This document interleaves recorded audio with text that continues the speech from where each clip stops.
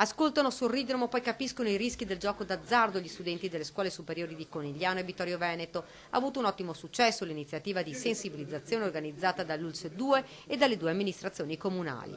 Per oltre 2 ore un tecnico di Taxi 1729 Società di Formazione e Comunicazione Scientifica cattura l'attenzione dei ragazzi. Con tanto di schedina li fa giocare e dimostra loro come a vincere sia davvero difficile. Il 18.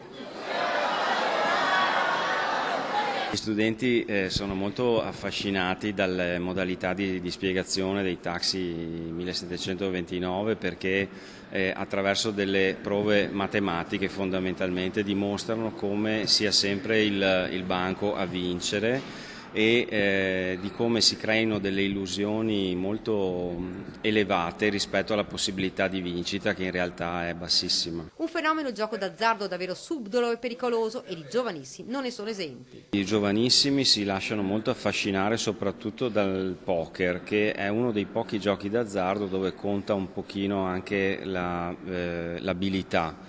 E si lasciano affascinare da molti giocatori famosi a livello internazionale e si dedicano a questo tipo di attività molto frequentemente. Arrivare vicino ai numeri vincenti e decidere di riprovare, il gioco fa proprio questo, crea l'illusione. Il nostro cervello ci dice ci sono andato vicino, vale la pena riprovare, magari la prossima volta va meglio. Non è un discorso razionale, avviene tutto a livello automatico. Cioè il nostro istinto ha imparato a dirci nei millenni che se ci vai vicino a fare una cosa vale la pena ritentare.